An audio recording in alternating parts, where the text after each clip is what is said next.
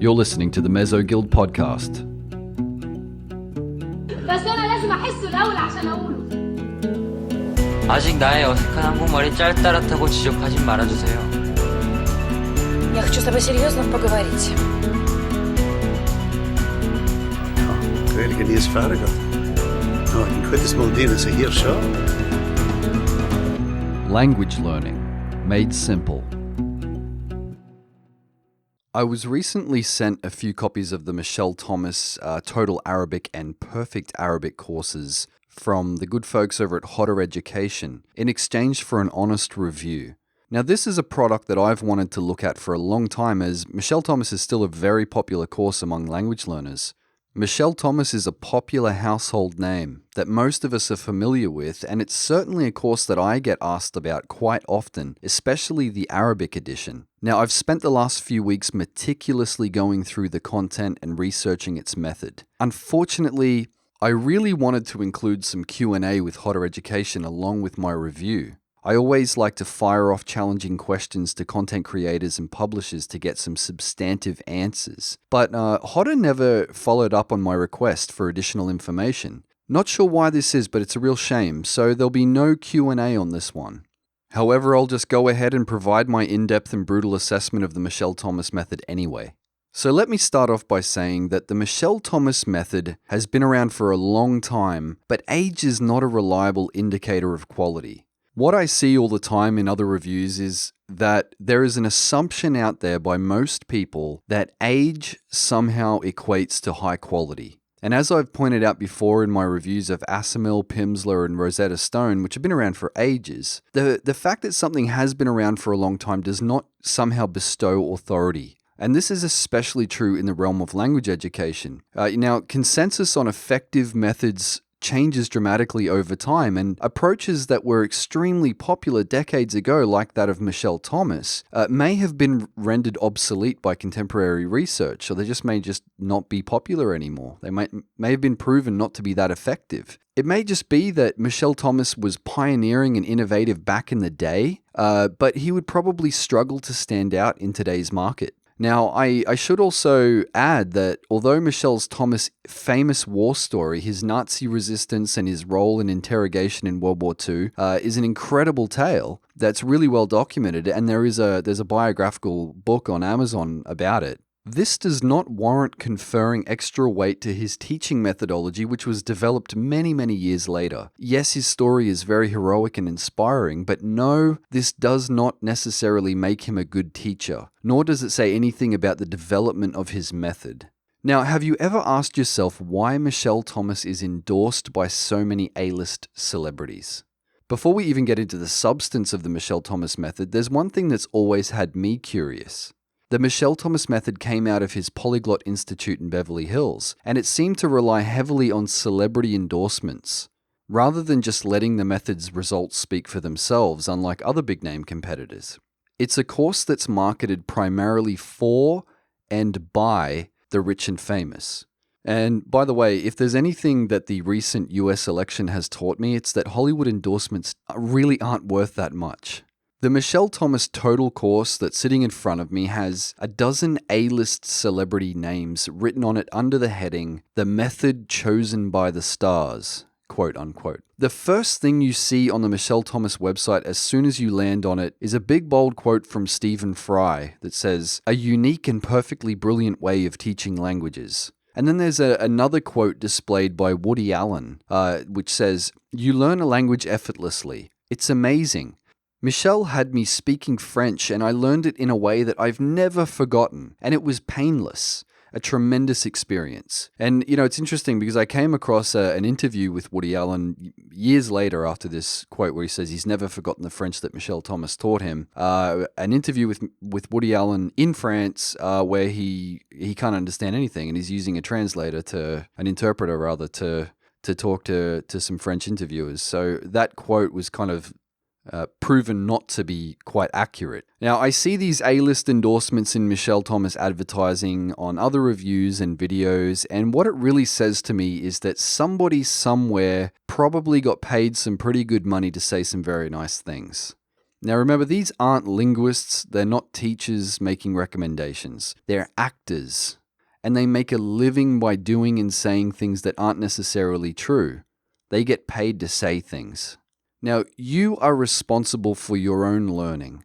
I'm going to read a quote that I took from a documentary on Michel Thomas back in 1997 called The Language Master. And it says this: "Before starting, I'm going to set up a very important rule, a very important ground rule. And that rule is for you never to worry about remembering. Never to worry about remembering anything and therefore not to try. Never to try to remember anything from one moment to the next. This is a method with a responsibility for your remembering and for learning. So if at any point there's something you don't remember, this is not your problem. It will be up to me to know why you don't remember individually and what to do about it." Now that's a quote from Michel Thomas. One thing that I find particularly at odds with everything that I've learned as a language educator is that Michel Thomas has an emphasis on full teacher responsibility. The teacher, not the student, is the one responsible for the learning outcome. In fact, the Michel Thomas website even states, "There's no such thing as a poor student, only a poor teacher." Now, I can't disagree with this statement enough. And I actually think it's a very detrimental thing to imply, as it causes learners to forever blame their teachers for their failures. You know, they're just always going to be in a state of, oh, well, I'm not doing well, so it must be my teacher's fault. Now, while it's absolutely true that there are some terrible teachers out there who don't know what they're doing in the classroom or they use ineffective teaching methodologies, the responsibility for learning ultimately rests on the learner. Even as children, we can't be forced to acquire knowledge. We can only be guided. You can lead a horse to water, but you can't make it drink. The Michel Thomas classroom is 100% teacher controlled. Unlike a contemporary language classroom that uses a communicative approach and allows students to move around, form groups, and have the freedom to interact and make mistakes, the Michel Thomas setting is like a psychiatrist's couch, where the students' hands are held through every single step of the session. There are constant error corrections by the teacher. One main feature of the Michel Thomas method is that the teacher maintains flow until a student makes a mistake, in which case they're instantly corrected on the spot before moving on. Now, while it's still a contentious issue for some, most language teachers these days would argue against doing this. The general consensus in second language teaching these days is to correct errors if there's a miscommunication in meaning, but that stopping students every single time they make a grammar mistake is really detrimental to self-esteem and motivation. It's not good when someone's constantly stopping you and saying that's wrong, you need to do it this way. Whatever your view or preference is on this particular issue, it is worth bearing in mind that the Michel Thomas classroom is not student-led. The teacher is 100% in control. Now, there is a strong emphasis on the learner not feeling any pressure or stress. And here's a quote from Michel Thomas: "It's very important for you when you walk out not to practice, not to try to remember, not to review mentally, and not to test yourself." That's a quote from Michel Thomas. There has been a lot of study on psychological factors relating to language learning, and much of it has centered on stress and anxiety. Without doubt, high anxiety can negatively affect performance, self-esteem, and overall acquisition. So what Michel Thomas has tried to do is to create an atmosphere in the classroom where students feel completely calm, with no burden of expectation. He does this by setting a ground rule where students are not to try to remember. Now, this may have a positive effect on students with reduced pressure, reduced stress to perform, but I should also note that pressure isn't always a bad thing. Sometimes we benefit from being under pressure as it pushes us to try harder. It's a natural thing to be under pressure. Language is a cognitive skill, and skills require hard work to improve at. I also find it really troubling to hear a teacher say, "Don't practice and don't review mentally," which are the exact words of Michel Thomas. Don't practice, don't review mentally. Now, this is frankly terrible advice. This is pathetic advice. I can't see any real practical benefit to telling a student to do this other than reducing stress. It actually is really, really odd, really strange to hear a teacher tell a student, "Don't practice," especially with regard to language learning. Now, in the Michel Thomas method, the teacher talks so much English that it actually feels like an English lesson. If you listen to the Michel Thomas recordings, you hear 4 people. You hear a native English-speaking host, a native speaker of the target language, and in my case, Arabic, the one that I've been looking at, and then 2 students. Now, they call it a virtual classroom where you're able to basically put yourself in the student's place and learn through their mistakes and subsequent error corrections.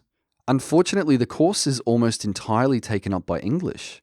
If I were to make a rough estimate of the percentages of how much time each of those 4 people takes up throughout the entire audio course, I would probably say that the native English speaker is around 85%, the students get about 10%, and the native Arabic speaker, or the native speaker of the target language, probably gets the remaining 5%. It's ludicrous. As I was listening to the Egyptian Arabic course, I found myself constantly thinking in frustration, would you just shut up and let Mahmoud, the native Arabic speaker, talk, please? I'm listening to this British woman talk, and it's like, I just want you to be quiet. I want you to shut up and get out of the way and let the native speaker talk. The British woman who hosts and teaches the course is, as Michel Thomas was himself, totally in charge of the lesson.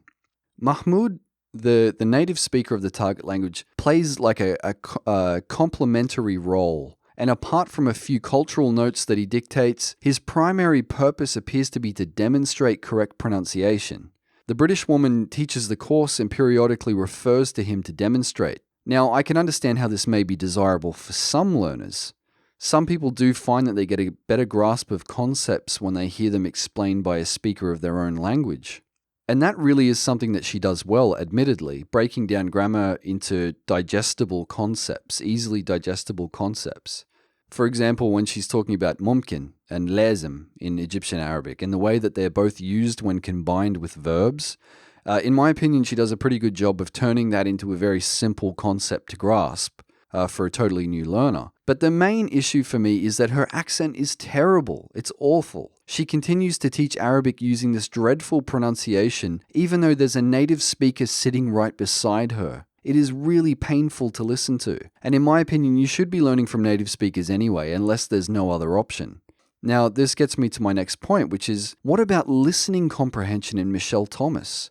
This is by far the biggest problem with the Michel Thomas method, in my opinion. The course does not in any way whatsoever train you or equip you for listening comprehension. It is in fact 100% devoid of any authentic listening opportunities. Now, as I always say, listening comprehension is the most difficult part of learning a new language, and it takes a long time to train. You can learn to speak a language very, very quickly, actually. You can learn to speak it very, very quickly, but being able to understand what people are saying when they talk back to you is a skill that takes a long, long time to hone. I actually find the course to be disingenuous in this regard. The reason why I say disingenuous is because for the entire duration of the course, the students are being asked questions primarily in English to give a target language response. Now, over the duration of the course, they're learning how to give certain responses when prompted and various mnemonic techniques for remembering words, but they're never really thrown into an actual conversation where they have to apply listening skills. The course encourages them to think in English the whole time, but respond in Arabic. Naturally, this no-pressure method does not equip anybody for real-world interaction. It does nothing for your real-world skills. It would be very, very easy after a week of Michel Thomas classes to think that you've learned the target language to a proficient level. And then you step outside and you quickly discover that you actually don't really know anything at all. Now, there is a focus on function words, structure, and building blocks. And if there's one thing that I think Michel Thomas does right, it's this. As I said before, the English-speaking teacher does a very good job of breaking grammar down into digestible concepts or blocks. So instead of going into a big spiel about verb conjugation, for example, she just gives a verb form and then demonstrates how to plug that verb form into a sentence pattern. And this is basically along the same lines as a method that I call chunking. It gets you away from burdensome grammar memorization and focuses more on piecing building blocks together to form coherent and natural sentences. For the Arabic edition that I sampled, it does a very good job at this and explains to a degree why Michel Thomas was able to assure a functional command of the language within days. Speaking command, that is.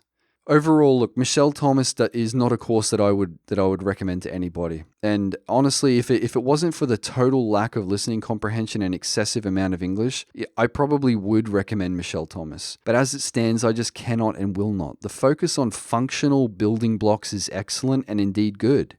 So as far as the Arabic edition goes, it's good to see another product that teaches a spoken dialect, Egyptian, rather than modern standard Arabic, which nobody anywhere actually speaks as a first language. But the fact that they have a native speaker present only in a complementary role who barely even talks, while a non-native speaker, an English speaker with horrid pronunciation does most of the talking, is just baffling to me. It's ridiculous, and it makes no sense, and it reduces the overall quality of the course.